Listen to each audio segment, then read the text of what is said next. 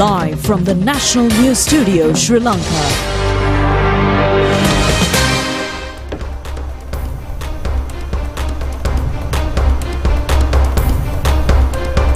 Good evening and welcome. Before we start off the news, what do we have here, Kasumi? Absolutely. On a victorious note, Sri Lanka Rupavahini Corporation was adjudged the most outstanding television channel of the year at Iconic Awards 2025. Absolutely. The awards coming in to the national television station as well, and these two are just two of the many awards that the national television has been winning in a row this entire year.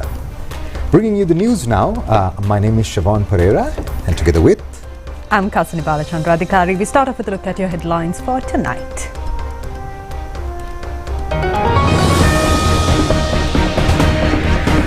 Views and suggestions emerged at the Catholic conference forwarded to the President. Deshabandhu Tennakon remanded until 27th of this month. Order of the Colombo Chief Magistrates Court displayed at the residence of Rajitha Senaratne. Approval granted for permanent posts to 1,000 substitute employees registered at the Postal Department. Postmaster General informs all postal employees to report for duties immediately, a decision taken to treat those absent as vacation of post. National Television felicitated as the most outstanding television channel of the year at Iconic Awards. Number of other awards also won by SLRC. Sri Lankan Airlines invites complaints, views and proposals of the public regarding frauds, corruption and malpractices. Israel commences the first stage to annex Gaza City.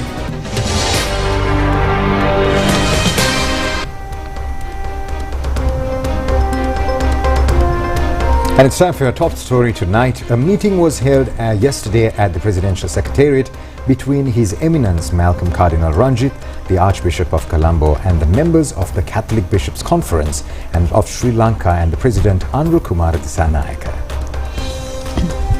During the meeting, the Cardinal briefed the President on the matters discussed at the tri-annual meeting of the Catholic Bishops. The Cardinal and Bishops also conveyed to the President the views and proposals currently emerging within the Catholic Church.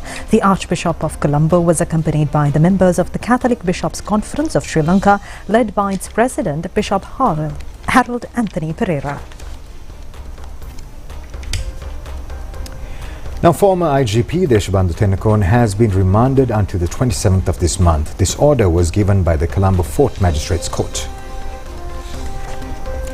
Deshabandhu Tennakon has been arrested yesterday by the CID and was produced before the courts today.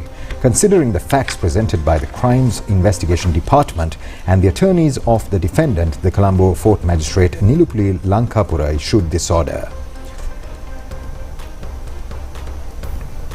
Officials from the Colombo Magistrates Court today visited former Minister Rajitha Senaratne's house in Muttettugoda area in Talahena to display the warrant issued for his arrest.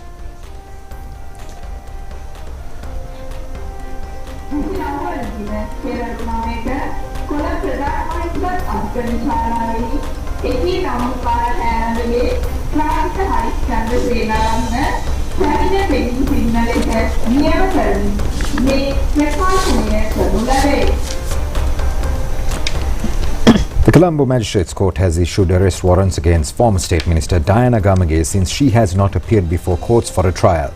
The case was summoned before Colombo Chief Magistrate Tanuja Lakmali Jayatunga today. It was ordered to issue notices to the sureties of the defendant Diana Gamage. Former Minister Anura Yapa and 5 others have been served indictments by the Attorney General today before the Colombo High Court. The charges include the misuse of government funds by illegally spending over 6.1 million rupees from the Ceylon Petroleum Corporation under the pretext of providing flood relief in December 2014.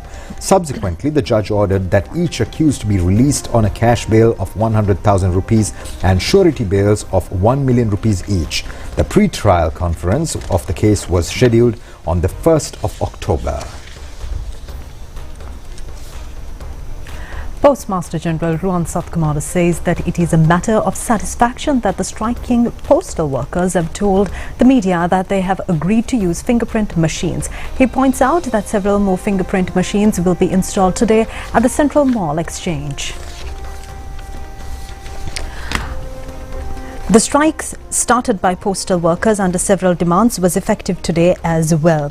However, all sub-post offices and some main post offices are open today. Postmaster General Ruan Satkumara further said that the postal workers agreeing for marking fingerprint machines will lead to solve many problems in the postal service. Postmaster General Ruan Satkumara said that if the issue of the fingerprint system was resolved, he would be very pleased. He pointed out that during professional negotiations, he had seen union leaders tell in the media that about 75% of the problems related to the strike had already been solved.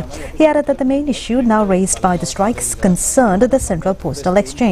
He stated that once more fingerprint machines were installed, all the problems would be resolved. He explained that the fingerprint system was in fact the first cause. Lanka Postal Workers Association also expressed views at a media briefing regarding the strike. President of the Lanka Postal Workers Association, Jagat Mahinda, said that he appealed to their members and postal employees to never allow the postal service, which had been safeguarded with much effort, to collapse. Approval has been granted to provide permanent posts to 1,000 substitute employees registered at the Postal Department. Now, Minister Dr. Nalinda Jayatissa stated this in Parliament in reply to a question. Minister Dr. Nalinda Jayatissa said that the opposition parliamentarians did not make any statements regarding the postal strike even from the 27-2 standing order. The Samagi Postal Employees Association is among the trade unions on strike, although there was no response from the leader of the opposition despite comments under 27-2 standing order by him. Steps are being taken to confirm the service of 1,000 substitute employees of the department. 1,000 employees will be recruited as new substitutes, and in addition, other recruitments are also being done since the approval of the Prime Ministerial Committee has been granted. Vehicles to the value of 250 million rupees will also be purchased while constructing new post offices. An amount of 600 million rupees has been granted for this purpose. The postal system will also be digitalized. In this backdrop, trade unions, Sri Lanka United Trade Union, United National Trade Union, Samagi Postal Trade Union together have decided to go on strike. There has been two main demands of the Central Mail Exchange. One of them is regarding the payment of the common overtime of the government service, which cannot be granted. If the mode of overtime allowance is discussed, it will be shameful of the postal employees, he added. The payment of overtime allowance will be granted as per the decision taken by the government. Fingerprint mark will be required since the overtime allowance has been increased. Certain employees of the postal department are adhering to their fingerprint marking and the use of machines for this purpose. It is a valid question as to why the employees of the Central Mail Exchange cannot follow the same. The fingerprint mark system will be compulsory for all in service. The overtime allowance of a grade 2 officer has been increased from 168 rupees to 237 rupees, and the allowance of a senior official raised from 257 rupees to 370 rupees. The overtime allowance of a grade 1 postal officer has been increased from 303 rupees to 439 rupees. When such increment has been granted, there should be equal responsibility from the employees as the treasury is spending money, the minister added. Despite these actions taken by the government, if the employees demand more overtime allowances, it cannot be granted. The government has a responsibility when paying the increased overtime allowance also. The fingerprint machine comes to effect in this background. Nearly 70% of earnings of the department are diverted towards the payment of overtime allowances. Postmaster General Ruan Satkumara in a communique states that all postal employees will have to report for duty immediately since their leave has been cancelled. Those who fail to attend to duty will be considered as vacated their post, according to the communique. The communique mentions that the Treasury has informed that funds will not be released to pay the August salary of those officials who were absent from duty without proper approval of leave. In case a certain official is not well, a proper medical certificate has to be forwarded, it added. The Postmaster General issued this communique, stressing the letter issued to the effect that leave of all postal employees has been cancelled from 17th of this month. Chief Advisor to the President on Digital Economy, Dr. Hans Vijay Surya, says that the economy should be brought forward in line with the digital strategies. He made these remarks joining a workshop held at the Temple Trees recently. The workshop has been organized to enlighten the government officials on using artificial intelligence to transform the public service into a productive and efficient service. Chief Advisor to the President on Digital Economy, Dr. Hans Vijayasuriya, said that Sri Lanka's economy has faced a highly risky situation, but through the collective efforts of the citizens and the government, the country had managed to recover to some extent. He explained that although the economy had fallen badly, it had managed with great difficulty to climb back up a small path. However, the road ahead is still very narrow and the country could not afford to fall again. He stressed that Sri Lanka as a nation must achieve economic growth in order to move forward and to rise above its current downturn. Since the financial space was limited and capital was not unlimited, he pointed out that progress could only be made through efficiently and systematic approaches.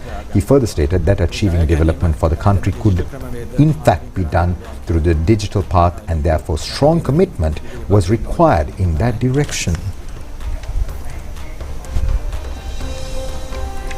Now, Sri Lanka Rupavahini Corporation was adjudged the most outstanding television channel of the year at the Iconic Awards 2025 award ceremony recently.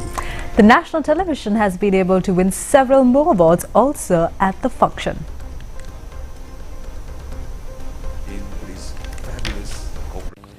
The awards function was held last night at the Monarch Imperial Hotel premises. A large number of veterans in various fields, including artists, media persons, businessmen and others were felicitated at the function. The national television was adjudged the most outstanding channel of the year. The Director General of Sri Lanka Rupavahini Corporation, Manoja Nadishan Amarasinghe, and a number of officials from the top management attended the function. Rupavahini Corporation, congratulations. Sri Lanka Rupavahini Corporation.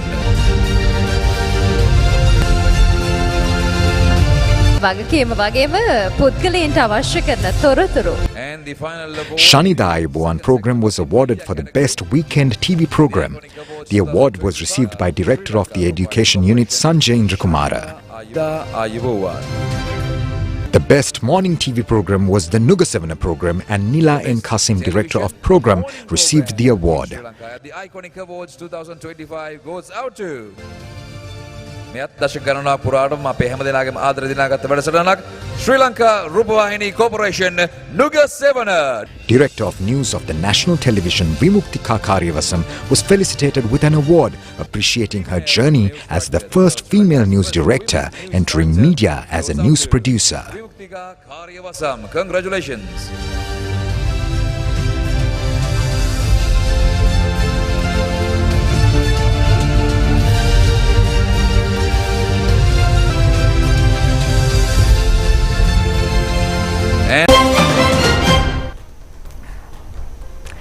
Deputy Minister Ruwan Ranasinghe says that there's a steep increase in foreign tourist arrivals to this country at present. And the minister made these comments at a media briefing held in Colombo today.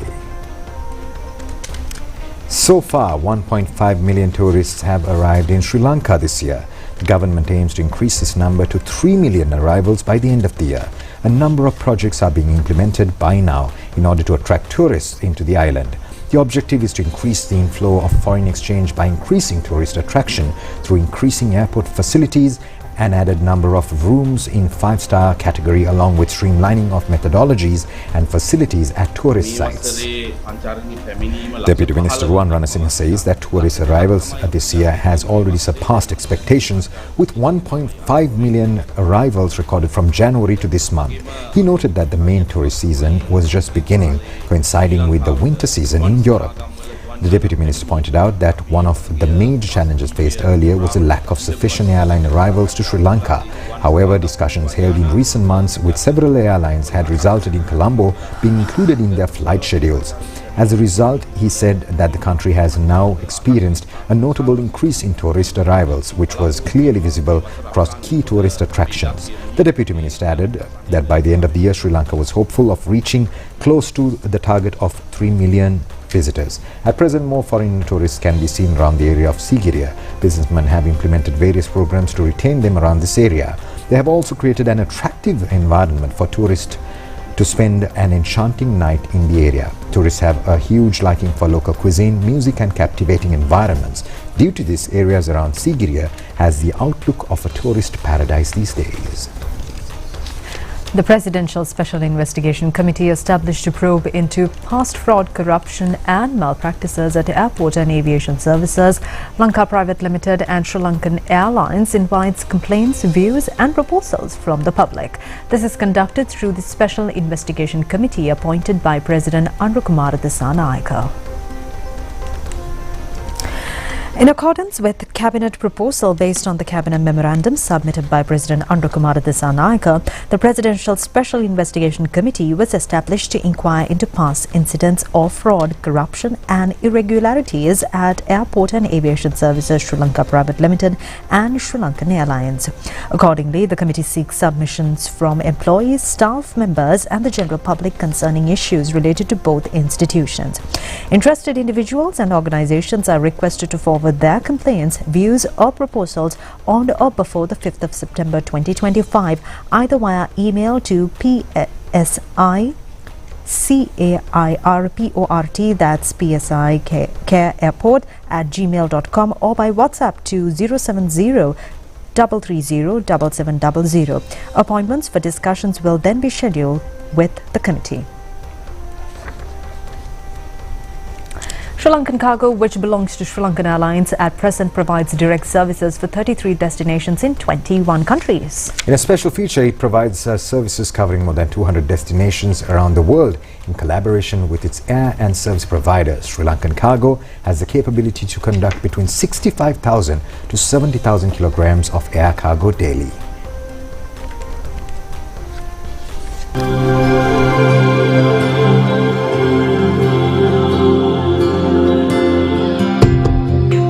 Sri Lankan Cargo conducts its business operations centered at the Katunayake Bandaranaike International Airport.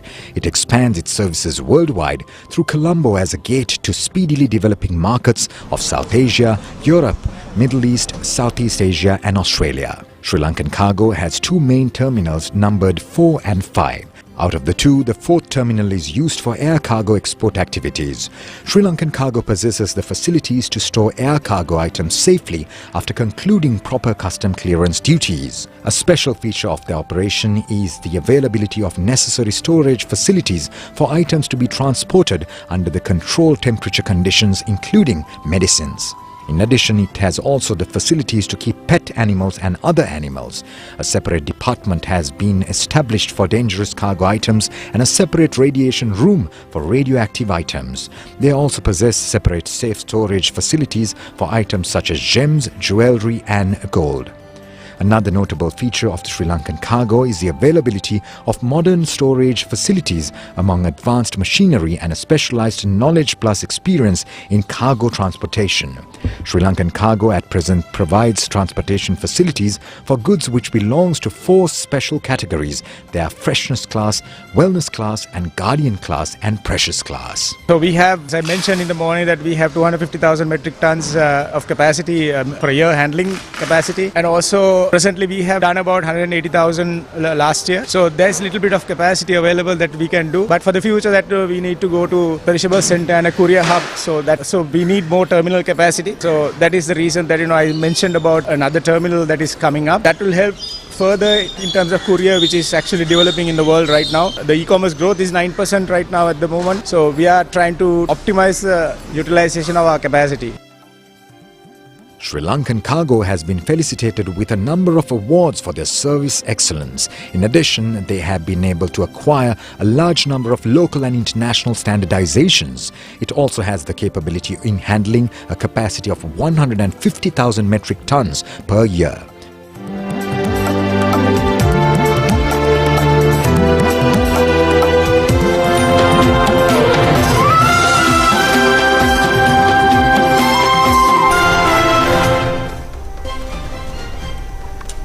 A cultural exchange festival linking Sri Lanka and China was held in Colombo yesterday, organized by the Yunnan Communications Center for South and Southeast Asia.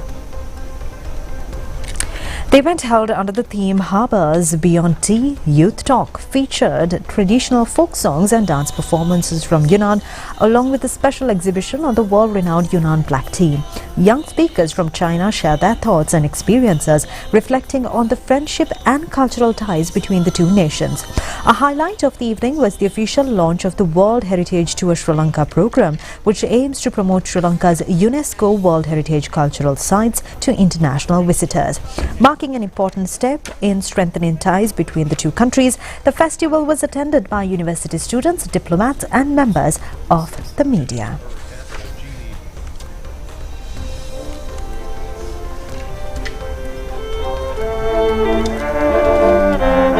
All of you, which is how can you and the event will be started.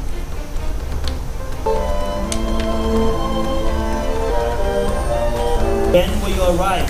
By as well as The Environment Pioneer President's Medal Awarding Ceremony 2025 was held today at the PMICH in Colombo under the patronage of President Rupavahini Dissanayake. At this year's ceremony, the 11th of its kind, 192 environment pioneers were awarded presidential medals by President Rupavahini Dissanayake. The event, jointly organized annually by the Central Environmental Authority and the Ministry of Education, recognizes and appreciates students with exceptional knowledge of the environmental conservation and the management by presenting them with presidential medals. Teachers who had trained school children as environment pioneers were also felicitated at the occasion. A special commemorative publication prepared for the Environment Pioneer President's Medal Award Ceremony 2025 was also presented to the President. Minister of Environment Dhammika Patabeddi said that today the entire world is facing the adverse consequences of environmental pollution. He noted that the destruction of the environment, which earlier generations did not experience, has been brought about by human activity, and it is now the responsibility of everyone to reverse the damage and create a healthy environment for all living beings. The minister further pointed out that at present, the government's policy has been placed on significant emphasis on environmental protection and has already introduced a number of related programs. Among them, he highlighted that the Clean Sri Lanka initiative is something that is working, which has now been launched in full force. He stressed that the government, under the leadership of the President, prioritizes advancing people's lives while maintaining a balance between nature and environment. The minister urged all medal recipients to act as strong guardians in this mission, working to ensure that future generations inherit a greener and healthy environment. The event was also attended by Deputy Ministers Anton Jayakodi, Madhura Senaviratna and distinguished guests. The annual Theru Festival of historic Nallur Kandasamy Kovil in Jaffna ends tomorrow. A large number of local and foreign devotees are attending the festival. The festival started with the hoisting of the Nallur Kandasamy Kovil flag on 29th of last month, and it's being held for 25 days. After the Vasanta Mandapa Puja in the morning today, the Valli Devani Theru cart carrying God Kataragama paraded the streets of Jaffna city. The festival ends with the water cutting tradition tomorrow and lowering of the Kovil flag.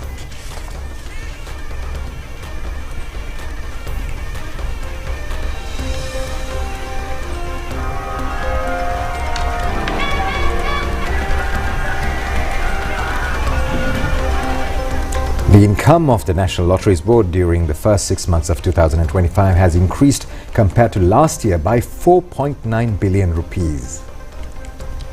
The National Lotteries Board earned a sum of 22 billion rupees during the first 6 months of 2025. Winners were paid an amount of 11 billion rupees in lottery draws during the same period. It has been exactly half of the income and an increase of 30% paid to the winners during the same period compared to last year. The amount credited to the government consolidated fund has also increased by 536 million rupees.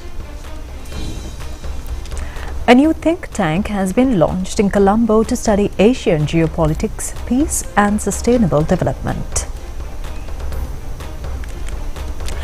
The Asian Geopolitics, Sustainability and Peace Council was inaugurated at the Sri Lanka Foundation Institute yesterday.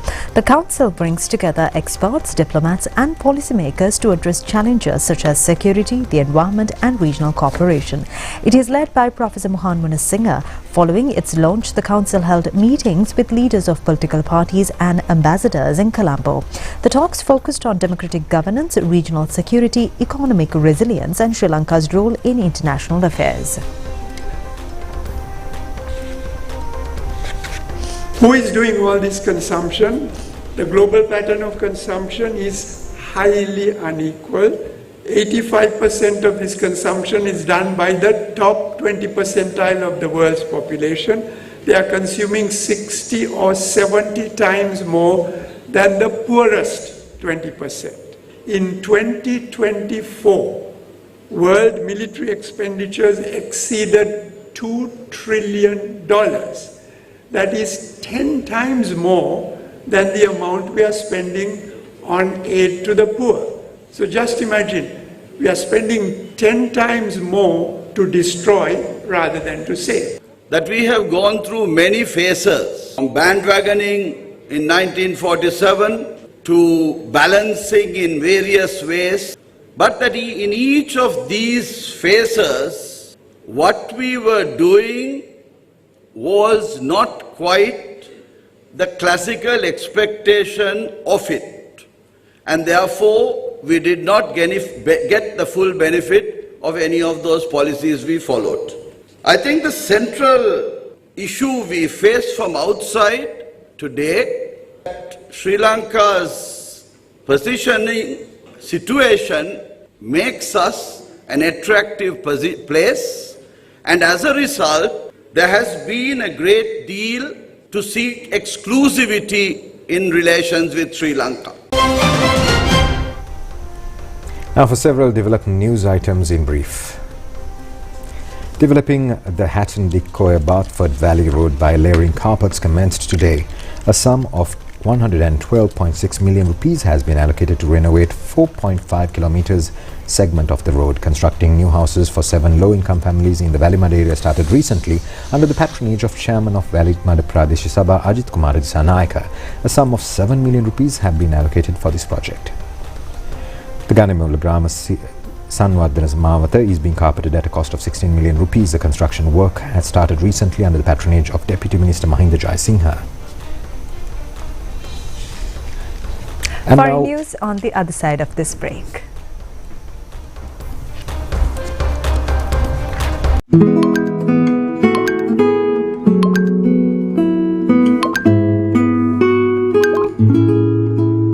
எல்லா வாக்குறுதிகளும் நம்ப கூடியதும் இல்ல, வழிகாட்ட முன்வார எல்லாரும் நல்லவங்களும் இல்ல. எங்க கனவெல்லாம் பயன்படுத்தி சிலர் நாங்க நினைக்காத அளவு எங்களை அணுக முயற்சிக்கிறாங்க. ஒரு அழகான சிரிப்புக்கு பின்னால நிறைய தீய விஷயங்கள் ஒளிஞ்சிருந்தது. அதை நான் புரிஞ்சு கொள்ளும் போது அவர் என்னை ஏற்கனவே விலை பேசி கொடுத்துட்டாரு. இதை நான் யார்கிட்ட சொல்வேன்? இதுல இருந்து எப்படி நான் தப்பிப்பேன்? மனித விற்பனையில் ஈடுபடுதல், அதனை ஆதரித்தல் பாரிய குற்றமாகும். பாதுகாப்பான ஒரு தேசத்திற்காக விழிப்புடன் நாம். நீங்கள்